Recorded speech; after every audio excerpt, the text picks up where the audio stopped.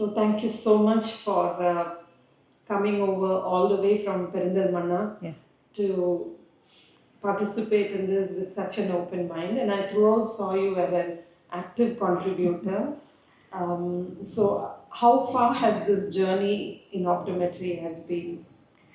I was graduate in 2010, and as many in my age, optometry was just came to me by chance. I actually didn't choose it. Due to many other constraints, I had no other go. I just had to join optometry because I had a college nearby my home, so that I can. It was easier for me. And to be very frank, I was very new to this term.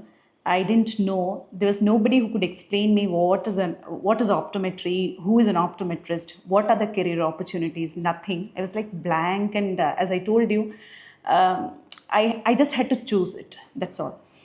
And only find good information that I could get during my admission was optometrist is a person who does refraction, who helps an ophthalmologist.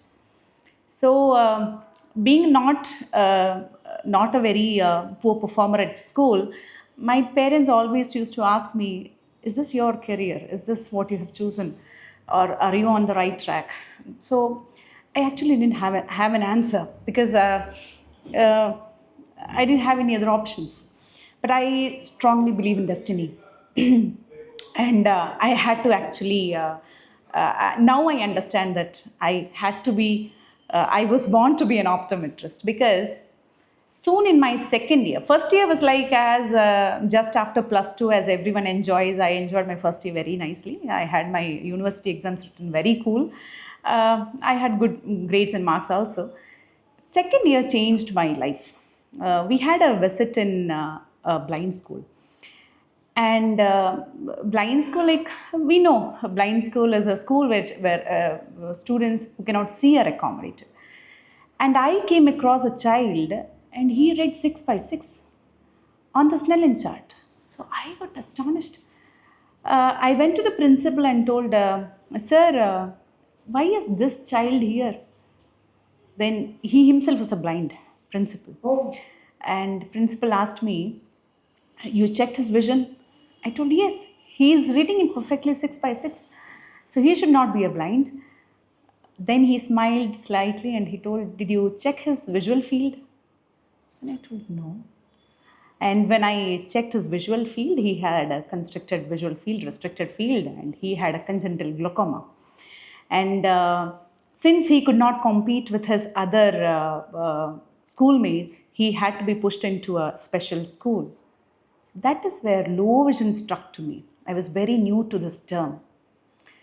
That simply changed my perception towards this field and towards this career. And then that was one day that I decided, yes, this is my profession. I have to definitely do something towards this. So since then, I have been very keenly interested into low vision, and I had started practicing low vision in my internship period itself because very little was done in hospitals in our areas. So having a good motivator, my sir, my professor, his name is Muhammad Kunyi, he was exposed to low vision awareness programs at LV Prasad. So he always used to push me. He knew that I had that some spark. I mean, he could have found out. So he always used to push me, and he was told me that you could do this. Then I started attending cases in my internship where everyone else were all my batchmates were doing refraction, retinoscopy, everything else. I was doing low vision evaluation, and very great thing was, even in that very small period of time, I had good support from my ophthalmologist working in my hospital. When I did my evaluation assessment and I go to them, they just appreciate me. So am I doing a very big job? So I was very proud of myself. Being an intern student, I could bring some good results for low vision. So that is how this triggered me, and then I just have never looked back. I never have thought this has come by choice and all, then this is it. yeah, that brings firm faith in the purpose for life that you Yeah. have borne. It's beautiful. And as an optometrist, what is a message that you would like to tell, those who are inside the course now, either as a first year, second year, third year? What would be your message for them? um, unlike it is not a period like I had chosen optometry where there was nobody else to talk about optometry, or not many were there as optometrists. But now the scene has changed. We have so many well-known professionals, well-known optometrists in and around India, where you can understand and look up to them and know what an optometrist can do. It is beyond just prescribing glasses. You have so many specialities in optometry. So I just want these students, current students who are pursuing optometry, to know what is their choice within optometry when they are studying in their second or third year. They should actually have a dream. What am I going to do after my internship? What am I going to choose as my profession? It is not that being an optometrist. I would ask them to be the optometrist. That is very important. So it may vary from person to person, from optometrist to optometrist. Like I have found interest in low vision. You have found interest in academics. Maybe each one of us will have our own passion, our own like interest, and you would be good at something else. So just by just completing internship and finding out a job and settling down somewhere, I would ask you to just groom yourself up and understand what in optometry do you want to become. So think beyond just having being graduated. Think of a specialization where you can achieve yourself, or you can mark yourself as the Fantastic. Well optometrist. said. Yeah, thank you. And is this course or profession safe for Orthodox families? Being coming from an Orthodox family, I would definitely say this is one of the safest or a white collar job that a girl like me can choose. And if I have done it, many of you can do it. Because uh, in my family, not many have graduated. And especially my areas, in such a place there where you get married, you're done. And your mother, you're done completely. That is the end. But optometry is a career where you can move on, because family and kids are not going to be a hindrance for you, because you don't regularly have night shifts. Not many organizations ask you to be there for night shifts, and then you don't have ocular emergencies, and still you're able to be a part of the medical profession. So I think this is the best.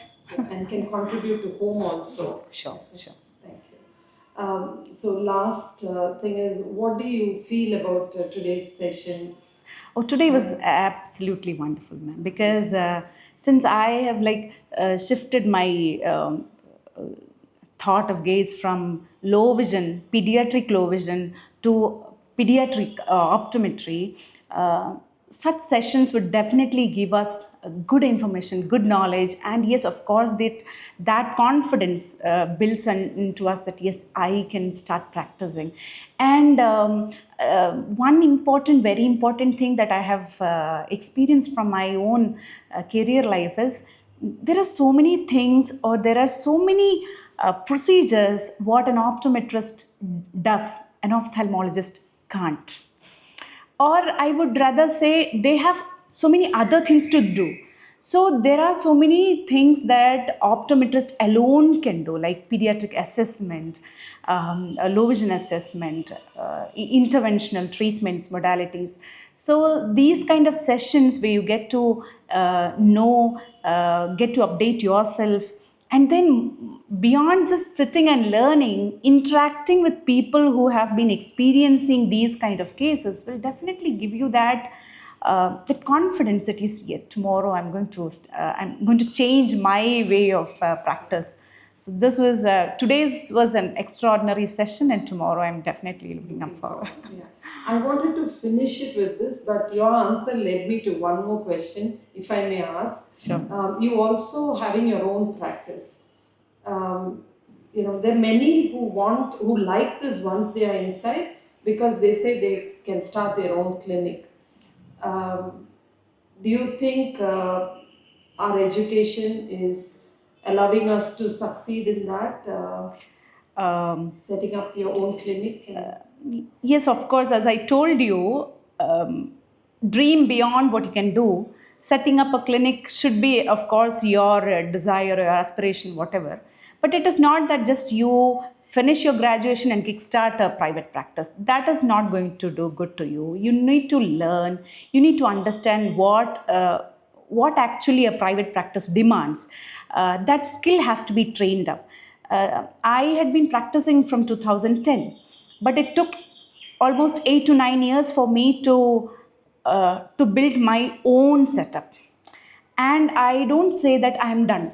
I am still refurbishing it. Each session, like today's session again, I have a very clear idea of what I should change from Monday onwards. So that updation of knowledge should be kept on happening, and it is not that like to earn more you need to have your private setup. Beyond that, understand what you want to do, get the maximum skill and exposure that you can do with that, and then think of settling down. That I is do agree with and you for being able to produce better results and performance at your work. yeah, This lifelong learning is a must. definitely, Thank you definitely. so much Thank for you so your much.